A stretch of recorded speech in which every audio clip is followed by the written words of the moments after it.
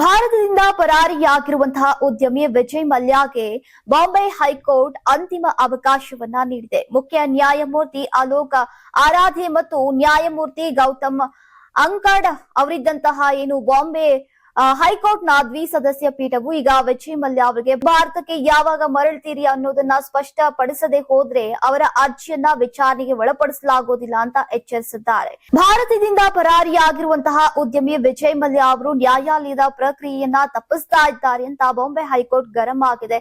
ಅವರ ಅರ್ಜಿ ವಿಚಾರಣೆಯಲ್ಲಿ ಸಮಾನ ಪರಿಹಾರವನ್ನ ಪಡೆಯೋಕೆ ಸಾಧ್ಯವಿಲ್ಲ ಅಂತ ಬಾಂಬೆ ಹೈಕೋರ್ಟ್ ಅಭಿಪ್ರಾಯವನ್ನ ಪಟ್ಟಿದೆ. ವಿಜಯ್ ಮಲ್ಯ ಅವರು ಉದ್ದೇಶಪೂರ್ವಕವಾಗಿ ನ್ಯಾಯಾಲಯದ ಪ್ರಕ್ರಿಯೆಯಿಂದ ತಪ್ಪಿಸಿಕೊಳ್ತಿದ್ದಾರೆ ಅಂತ ಜಡ್ಜ್ ಅವರು ಅಸಮಾಧಾನವನ್ನ ಹೊರಹಾಕಿದ್ರು.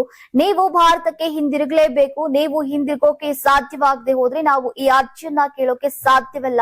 ನೀವು ನ್ಯಾಯಾಲಯದ ಪ್ರಕ್ರಿಯೆಯನ್ನ ತಪ್ಪಿಸ್ತಾ ಇದ್ದೀರಿ, ಆದ್ದರಿಂದ ನೀವು ವಿಚಾರಣೆಯ ಲಾಭವನ್ನ ಪಡೆಯೋಕೆ ಸಾಧ್ಯವಿಲ್ಲ.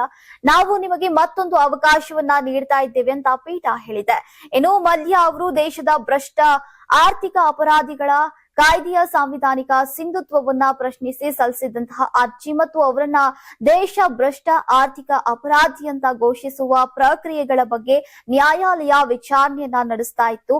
ಕಳೆದ ಡಿಸೆಂಬರ್ನಲ್ಲಿ ವಿಚಾರಣೆ ನಡೆಸಿದಂತಹ ಕೋರ್ಟ್ ಅವರು ಭಾರತಕ್ಕೆ ಮರಳಿದ್ರೆ ಮತ್ತು ಅದರ ವ್ಯಾಪ್ತಿಗೆ ಒಳಪಟ್ಟರೆ ಮಾತ್ರ ಅವರ ಅರ್ಜಿಯನ್ನ ಪರಿಗಣಿಸುವುದಾಗಿ ನ್ಯಾಯಪೀಠ ಸ್ಪಷ್ಟಪಡಿಸಿತು. ಯಾರಾಗ್ತಾರೆ ಎಂಎಲ್ಎ ಅಭ್ಯರ್ಥಿ 2028 ಶೀಘ್ರದಲ್ಲೇ. ಪ್ರತಿದಿನ ಒಂದೊಂದು ಕ್ಷೇತ್ರದ ಟಿಕೆಟ್ ಆಕಾಂಕ್ಷಿಗಳ ಸಂಪೂರ್ಣ ಮಾಹಿತಿ ಪೊಲಿಟಿಕಲ್ ಜರ್ನಲಿಸ್ಟ್ ಕೆಎಂ ಶಿವಕುಮಾರ್ ಅವರಿಂದ. ಕರ್ನಾಟಕದ ನಂಬರ್ 1 ಡಿಜಿಟಲ್ ಮೀಡಿಯಾ ನಿಮ್ಮ ನೆಚ್ಚಿನ ಕರ್ನಾಟಕ ಟಿವಿಯಲ್ಲಿ ಮಾತ್ರ. ನೀವು ಸಣ್ಣ ಆಗ್ಬೇಕಲ್ವಾ? ಅದು ಒಂದು ಉತ್ತಮ ಆಹಾರದಿಂದ ಸಣ್ಣ ಆಗ್ಬೇಕಲ್ವಾ? ಪ್ರತಿದಿನ ನಮ್ಮ ಜೀನಿ ಸ್ಲಿಮ್ ನ ಯೂಸ್ ಮಾಡಿ ಯಾವುದೇ ಸೈಡ್ ಎಫೆಕ್ಟ್ ಇಲ್ದಂಗೆ ನೀವು ಸಣ್ಣ ಆಗ್ತೀರಾ.